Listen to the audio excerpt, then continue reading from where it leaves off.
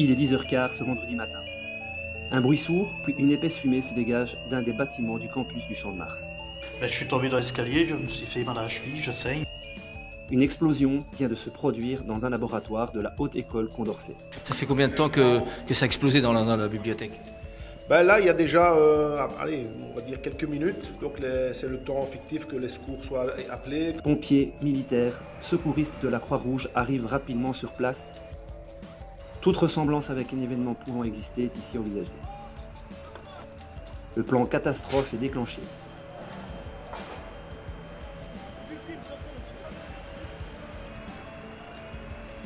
Vous sentez comment ? Vous avez entendu longtemps ? Mais en première ligne, essentiellement les étudiants spécialisés en aide médicale urgente. Vous avez des victimes maintenant qui sont en train de cailler. La priorité, c'est d'organiser votre PMA et d'accueillir vos victimes. Parce que là, il n'y a personne qui s'en occupe. Il n'est pas opérationnel.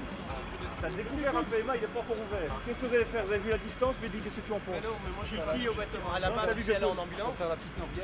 Ceci est un exercice, vous l'aurez compris. Il est grandeur nature, mais tout doit être envisagé. Pour nos étudiants, c'est un tout premier exercice. Alors ici, on essaie de faire en sorte que le contexte soit le plus authentique possible. Après, il est évident que je me mets à leur place quand ils arrivent. Il y a certainement le stress. Pour les étudiants, les principes de base sont certes acquis, mais ils doivent être peaufinés sur le terrain ou lors d'exercices comme celui-ci. Le point de départ d'une bonne gestion de la chaîne des secours, c'est une bonne organisation. Et malheureusement, pour l'instant, il n'y a pas encore de leader pour pouvoir se mettre en avant et organiser. Les étudiants n'ont pas du tout eu connaissance du scénario comme dans la réalité pratique.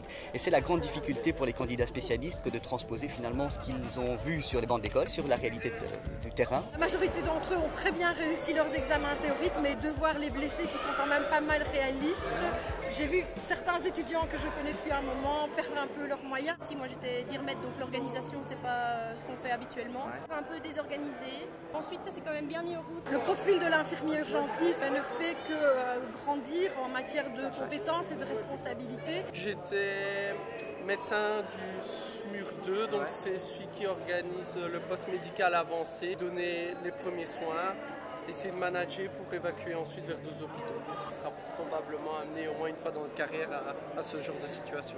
Le fait de l'avoir vécu aujourd'hui leur donnera des pistes pour, si jamais dans leur carrière ils doivent un jour faire face à ça.